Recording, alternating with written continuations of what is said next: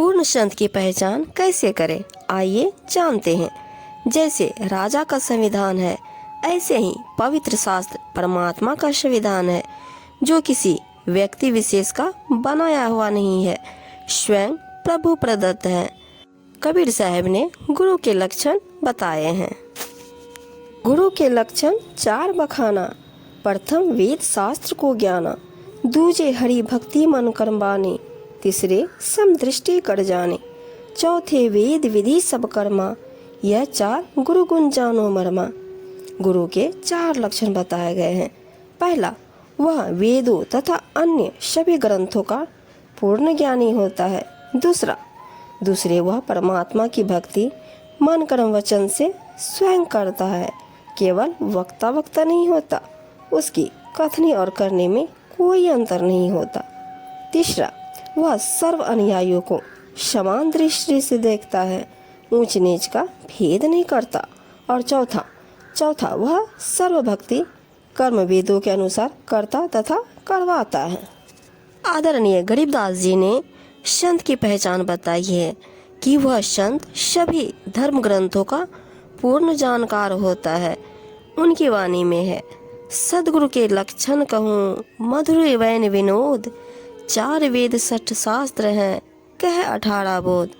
संत गरीबदास जी महाराज अपनी वाणी में पूर्ण संत की पहचान बता रहे हैं कि वह 4 वेदों, 6 शास्त्रों, 18 पुराणों आदि सभी ग्रंथों का पूर्ण जानकार होगा, उनका सार निकाल कर बताएगा, वही पूर्ण गुरु होगा। जिस समय राजा परीक्षित को ऋषि के शापवश तक्षक सर्प ने डसना था, तो राजा परीक्षित जी के उद्धार के लिए श्रीमद् भगवत यानी कि सुधा सागर की 7 दिन की कथा करनी थी। पृथ्वी के सर्व ऋषियों तथा पंडितों से श्रीमद् भगवत की कथा परीक्षित को सुनाने का आग्रह किया गया। वे वास्तव में पंडित थे, वे परमात्मा के विधान को जानते थे। उनको यह भी पता था कि 7वें दिन परिणाम आएगा। विश्व के बुद्धिजीवी व्यक्तियों की दृष्टि 7वें दिन परीक्षित का क्या होगा इस पर टिकी थी। पृथ्वी के सर्व पंडितों ने श्रीमद् भगवत की कथा सुनाने से मना कर दिया तथा कह दिया, हम अधिकारी नहीं हैं। जिस वेद व्यास जी ने श्रीमद् भागवत को लिखा था, उसने भी कथा सुनाने से इनकार कर दिया। सब ऋषियों ने बताया कि स्वर्ग से ऋषि सुखदेव जी को इस कार्य के लिए बुलाया जाए, वे कथा सुनाने के अधिकारी हैं।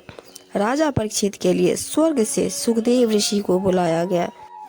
युधिष्ठिर ने वंश के मोहवश होकर अर्जुन के पौत्र परीक्षित के उद्धार के लिए अपने कुछ पुण्यों को सुखदेव ऋषि को दान किया। उस पुण्यों की कीमत से श्री सुखदेव ऋषि जी विमान में बैठकर पृथ्वी पर परीक्षित राजा को श्रीमद् भागवत की कथा सुनाने आए। 7 दिन कथा सुनाकर परीक्षित का राज तथा परिवार से मोह समाप्त किया। तक्षक सर्प ने परीक्षित को कथा के दौरान ही डसा। उसी समय राजा की मृत्यु हो गई। परंतु कथा सुनने से परीक्षित का ध्यान संसार से हटकर स्वर्ग से सुख में लीन था। राजा के पद पर रहते हुए परीक्षित ने बड़े बड़े धर्म किए थे, जिस कारण से उनके पुण्यों का ढेर लगा था। राजा परीक्षित का जीव स्थूल शरीर त्याग कर सूक्ष्म शरीर युक्त सुखदेव ऋषि के साथ विमान में बैठकर स्वर्ग में चला गया।